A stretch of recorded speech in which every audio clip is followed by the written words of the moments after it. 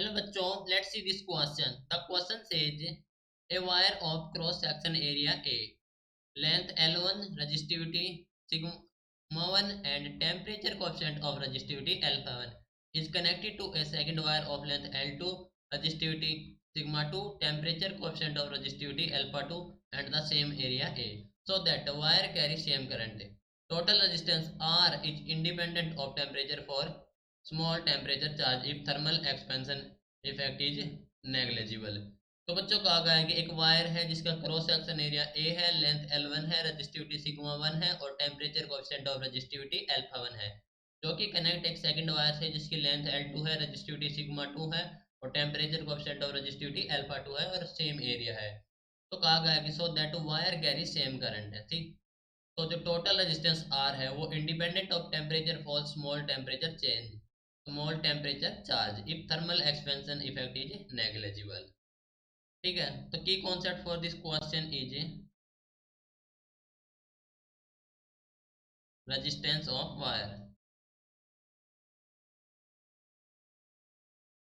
Resistance of wire.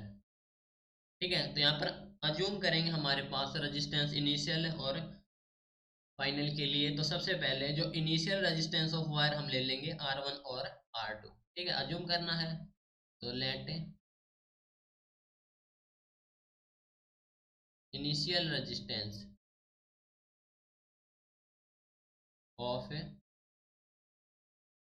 Wire are R1 and R2, R1 and R2। ठीक है, तो जो हमारे पास न्यू रेजिस्टेंस की बात करेंगे तो देन जो कहा गया कि ये हमारे पास कनेक्टेड है एक दूसरे से। ठीक है, तो जो रेजिस्टेंस कैलकुलेट करेंगे then R1 dash plus R2 dash. ठीक है, तो ये बराबर हो जाएगा R1 प्लस R2 के, R1 प्लस R2 के। ठीक है, तो यहाँ से हमें दिया गया है कोएफिशिएंट ऑफ रेजिस्टिविटी अल्फा 1। ठीक है, और टेम्परेचर हमारे पास है temperature coefficient of resistivity alpha 2। ठीक है, तो देखो यहाँ से R1 into 1 plus alpha 1 del T plus R2 into 1 plus alpha 2 del T, ये हो जाए हमारे पास इक्वल है R1 प्लस R2 के, R1 प्लस R2 के। तो यहाँ से R1 alpha 1 plus R2 alpha 2 zero हो जाएगा, R2 अल्फा 2 ये हो जाए हमारे पास से जीरो। ठीक है, तो R1 अल्फा 1 को कैसे लिख सकते हैं, हमारे पास है रेजिस्टेंस है रो एल बाई ए होता है, तो rho one L one by A, rho one L one by A area same है, plus rho two L two by A, rho two L two by A area of cross section same है, that is equal to the into में हो जाए हमारे पास है R1 हो गया अल्फा 1 और अल्फा 2, तो ये अल्फा 1 ये अल्फा 2 जीरो हो जाएगा।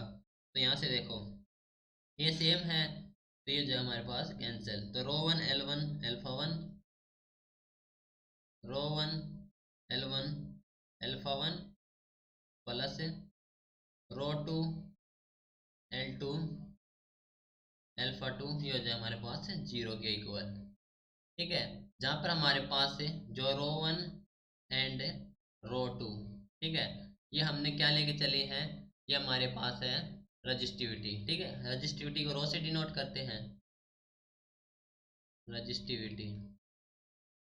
अब क्वेश्चन में बोला गया था कि हमारे पास है रजिस्टिविटी सिग्मा 1 और temperature coefficient of resistivity alpha 1। ठीक है, तो इनको रिप्लेस कर देंगे, रो 1 और रो 2 को रिप्लेस कर देंगे अल्फा 1 और अल्फा 2 से। ठीक है, तो जो हमारी क्वेश्चन आएगी, सॉरी इसको कर देंगे हम सिग्मा 1 और सिग्मा 2 से, सिग्मा 1 और सिग्मा 2 से। ठीक है, नाउ जो इक्वेशन आएगी हमारे पास है वो आ जाएगी हमारे पास है sigma 1 L1 alpha 1, sigma 1 L1 alpha 1 plus sigma 2 L2 alpha 2 वो हो गया हमारे पास 0 के इक्वल। ठीक है, तो ये आ गया हमारे पास इक्वेशन। ऑप्शन सेलेक्ट करेंगे तो ऑप्शन बी हो जाएगा correct answer, right. So this is your final answer. Hope understood it well. Best of